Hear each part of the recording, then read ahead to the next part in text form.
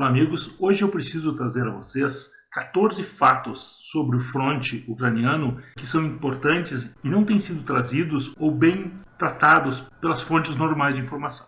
Para aqueles que ainda não nos conhecem, o objetivo desse canal é trazer a informação que vocês dificilmente encontram nas outras fontes, como por exemplo no conflito da Ucrânia, que nós estamos acompanhando diariamente. Então, se vocês quiserem se manter sempre atualizados sobre o outro lado da notícia, considerem se inscrever no nosso canal.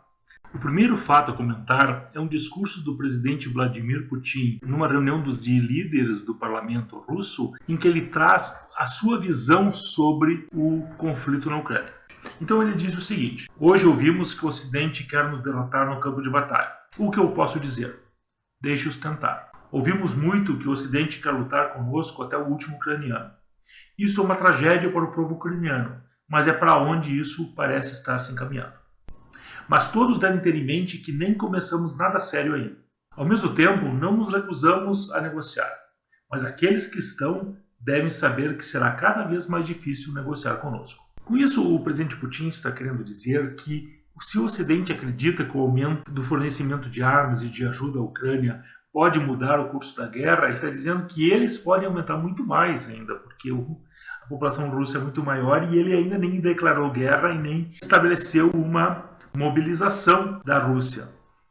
Então que ele nem teria começado, na verdade, ainda, e poderia fazer muito mais. E desafia o Ocidente a enfrentar a Rússia, então, no campo de batalha. Mas ele lembra ainda que o prosseguimento da guerra não vai colocar a Ucrânia numa melhor posição na mesa de negociações. Pelo contrário, a Ucrânia vai perder mais e mais território e vai chegar um ponto em que nem fará sentido para a Rússia realmente negociar com a Ucrânia, porque ela estaria totalmente derrotada. E que o prosseguimento da guerra também é uma tragédia para o povo ucraniano, porque a Ucrânia está cada vez mais destruída, mais endividada e com cada vez mais civis ou mortos ou emigrando para outros países. O segundo fato que precisamos comentar é que a Ucrânia está pedindo uma ajuda de 9 bilhões de dólares mensais para manter o Estado e o conflito.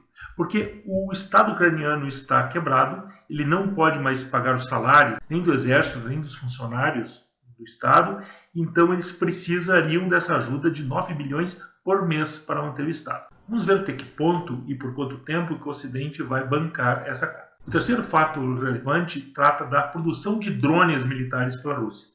A Rússia está atrasada no desenvolvimento de drones militares, porque há anos ela insiste no uso de 100% de peças russas na construção desses drones, enquanto que todos os outros países usam peças do estrangeiro, chips, motores, fuselagem, sensores. Então, os outros países usualmente constroem seus drones com peças de outros locais, enquanto que a Rússia tem insistido em usar, já há anos, somente peças russas. Mas em dezembro de 2021, finalmente a Rússia iniciou a produção dos seus drones, mas a produção inicial ainda é pequena. Espera-se um aumento expressivo nas próximas semanas e meses. Por sua vez, os Estados Unidos não querem reconhecer esse desenvolvimento dos russos, pois demonstraria mais uma falha nas sanções. Então eles lançam uma notícia de que a Rússia estaria obtendo centenas de drones iranianos, porque o Irã desenvolveu realmente alguns modelos de drones, inclusive fazendo engenharia reversa de alguns drones americanos que eles capturaram. Só que eles não teriam capacidade de produzir drones suficientes para fornecer à Rússia. E o Irã recentemente negou essa notícia e disse que eles não vão se envolver com nenhuma das partes do conflito. Essa notícia trazida pelos Estados Unidos também visaria preparar a visita de Biden à Arábia Saudita, inimiga histórica do Irã, no sentido de atrair os árabes novamente para o lado do Ocidente, até para que eles aumentem a produção de petróleo, suavizando então a escalada de preços dessa commodity e, por consequente, a inflação nos Estados Unidos. Outro tópico interessante é a venda de armas doadas pelo Ocidente. Há muito tempo está se revelando que os ucranianos têm vendido parte das armas recebidas do Ocidente para o mercado negro e até para a Rússia. A maioria das vezes são armas que são complicadas para os ucranianos usarem, mas nem sempre. Um grande perigo são os mísseis Stingers, por exemplo, que são mísseis antiaéreos portáteis. Imagina-se que se esses mísseis chegarem ao mercado negro, e sabe-se que eles estão chegando ao mercado negro, eles poderão cair na mão de terroristas e no futuro nós tenhamos o uso desses mísseis por terroristas contra, por exemplo, voos comerciais. Esse é um armamento que nunca deveria ser comercializado, porque uma vez nas mãos dos terroristas, eles podem fazer um grande estrago. Um outro tópico trata dos lançadores de foguete HIMARS dos Estados Unidos. Se tratam de lança-foguetes autopropulsionados de alta precisão e alcance de até 70 km. Os Estados Unidos estão inclusive cogitando fornecer agora também os com alcance de 300 km, mas esses ainda não foram fornecidos para a Ucrânia. Esses lançadores de mísseis têm sido utilizados com sucesso pelos ucranianos, tanto no ataque à Ilha das Serpentes e recentemente para destruir depósitos de combustível e munições da Rússia na retaguarda. Então, nesses últimos dias, os ucranianos têm conseguido destruir depósitos de munição e de combustível, o que está causando alguns problemas para os russos e provavelmente obrigará os russos a descentralizarem esses depósitos, como já os ucranianos já estão fazendo há muito tempo. A Ucrânia usa a estratégia de iniciar os bombardeios com um sistema similar deles de baixa precisão. E quando então as defesas antiaéreas russas recarregam, eles lançam os foguetes de alta precisão dos HIMARS. Os Estados Unidos prometeram fornecer 18 desses sistemas, e não se sabe ao certo quantos já foram entregues, mas os russos afirmam que já destruíram 2 deles. E ontem, no dia 12 de julho, surgiu na imprensa russa a abaladora notícia de que os ucranianos venderam 1 ou 2 desses sistemas e foguetes para os russos, o que, caso for confirmado, será um grande abalo ao suporte do Ocidente e futuros envios de armas. Então, nós temos que aguardar se essa notícia é real, se ela vai ser confirmada ou não, mas pelo histórico anterior de vendas, que já se sabe de vendas de armas aos russos, é bem verossímil que isso tenha de fato acontecido. Outro fato é de que o Ocidente está cobrando algum sucesso dos ucranianos a justificar a ajuda militar e econômica. Em função disso, os ucranianos anunciaram que já mobilizaram 1 milhão de combatentes. Isso é possível, porque a Ucrânia tem 40 milhões de habitantes, sendo que uns 12 já emigraram para outros países, mas mesmo assim 1 milhão é verossímil. Até porque isso envolve não só militares do fronte, mas também motoristas de caminhões, médicos, mecânicos, bombeiros e até as polícias locais. No entanto, a logística para sustentar um exército desse tamanho, com comida, munições e equipamentos, é um pesadelo, especialmente porque as linhas logísticas da Ucrânia já estão bastante danificadas. Talvez seja propaganda, mas em todo caso são militares com pouco ou nenhum treinamento e com pouco equipamento, principalmente equipamento pesado. Pela primeira vez, os ucranianos têm recrutado mulheres e já há notícia de mulheres combatendo na frente de batalha. O uso de combatentes com pouca experiência e treinamento ajuda, mas tende a resultar num aumento das baixas. Com a mobilização desses 1 milhão de combatentes e mais a continuidade da ajuda do Ocidente, os ucranianos estão prometendo fazer uma grande contraofensiva contra os russos. Essa contraofensiva iniciaria aqui na frente de Kherson e teria o objetivo final de expulsar completamente os russos do território ucraniano. Há realmente uma movimentação maior ucraniana nessa frente de Kherson, porque existem vários aviões, helicópteros e drones ucranianos sendo abatidos aqui nos últimos dias. Só que há um grande ceticismo sobre os ucranianos terem a real capacidade de fazer uma contraofensiva contra os russos, mesmo com o aumento do exército ou o aumento dessa ajuda do Ocidente, que realmente sempre é muito pequena, muito menor do que é efetivamente necessário, porque nesse conflito de 2022, todas as contraofensivas ucranianas têm se limitado a 2 ou 3 dias e depois acabam sendo revertidas completamente, e geralmente com grandes perdas. Por quê? Porque eles estão cada vez com menos carros blindados que são necessários para essas contraofensivas, para proteger as tropas nos seus avanços. Então, se estima que esta promessa de uma contraofensiva é mais propaganda do que realmente uma coisa viável de acontecer. Outro fato é como as duas partes estão agindo no fronte. Os ucranianos têm alocado as tropas com menos experiência na linha bem de frente, preservando as tropas mais treinadas e equipadas imediatamente atrás.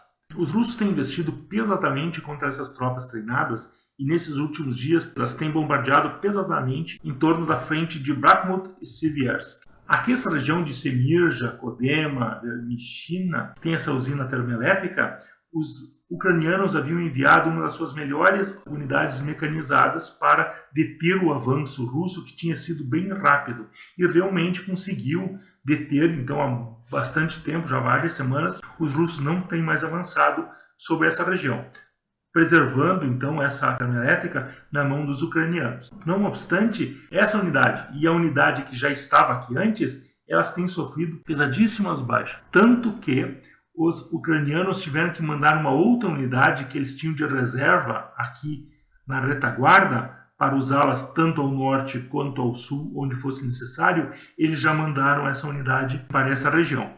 E isso é um sinal de que realmente o dano a essas unidades que estão aqui é muito grande. Nessa região aqui, os russos já destruíram armazéns, depósitos, quartéis, unidades de reparo de tanques e armamentos. Então, está havendo um pesado combate de artilharia nessa frente aqui toda e está debilitando muito o equipamento e as unidades mecanizadas da Ucrânia nessa região, o que provavelmente sinaliza que, terminado esse trabalho de debilitação dessas unidades, haverá um avanço rápido russo contra essa cidade de Bakhmut e daqui da cidade de Seversk. Um outro fato a ser comentado é a respeito da doutrina militar russa. A doutrina militar russa sempre se baseou em pesados bombardeios de artilharia, baseados na quantidade e não na qualidade. Estima-se que, em média, os russos tenham que dar 38 disparos para atingir um alvo. Para que um alvo seja destruído por um tiro de artilharia, ele deve acertar o alvo num raio de pelo menos 5 metros. Então, quando o alvo está a uma distância acima de 10 km, tiros normais de artilharia são muito imprecisos e podem cair até a 100 metros do alvo. Então, é necessário que haja correções e mais disparos até que o alvo seja efetivamente destruído. A munição de precisão é muito mais cara, pelo que os russos se baseiam na quantidade. Eles concentram muita artilharia numa pequena frente de batalha, então eles conseguem uma densidade de tiro muito grande. Um outro fato a relatar é sobre a posição dos oficiais em relação ao fronte. Os oficiais russos acompanham as tropas no fronte, pelo que muitos deles acabam morrendo. Nós temos notícias de vários generais russos sendo mortos em combate. Só que como a grande maioria deles sobrevive, isso proporciona uma maior moral e com capacidade de comando das tropas. Já os ucranianos deixam os oficiais mais na retaguarda e usam tropas que impedem o recuo das tropas no fronte.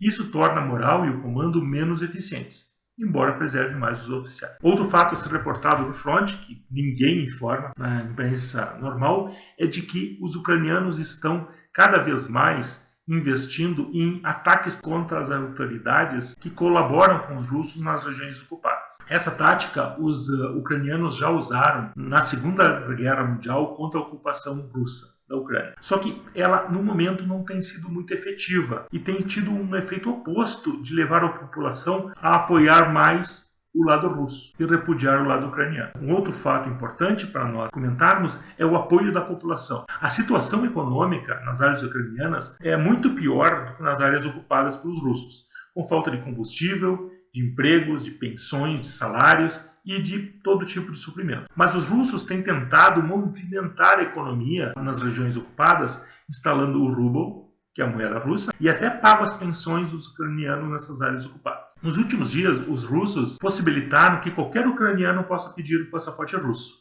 Isso tem irritado muitos ucranianos e deverá ter um efeito de levar a opinião pública ucraniana mais para o lado russo, porque eles vão ver que eles têm uma alternativa, talvez uma alternativa melhor, porque digamos que a guerra termine, pode ser melhor para eles serem cidadãos da Rússia do que de um país totalmente falido. Um outro fato importante a relatar é que os bancos russos acabaram de aderir ao sistema chinês de pagamentos internacionais CIPS, ou Cross Border Interbank Payment System, que concorre com o sistema internacional utilizado pelo Ocidente e mais amplamente utilizado no mundo todo, que é o SWIFT, que significa Society for Worldwide Interbank Financial Telecommunications, da qual os bancos russos foram excluídos pelas sanções no início da guerra. Através do CIPS, portanto, os bancos russos podem inclusive se ligar ao SWIFT, ou seja, anulando completamente o efeito dessas sanções de bloqueio dos russos ao SWIFT. O último fato que eu tenho para trazer para vocês é o provável relaxamento das sanções comerciais norte-americanas contra a China. Comenta-se que a prioridade do governo Biden nesse momento são as eleições do midterm, que ocorrem sempre 2 anos depois da eleição do presidente. E dessas eleições, os democratas tendem a ter uma dura derrota. Então, a única ferramenta que os americanos teriam para reduzir a inflação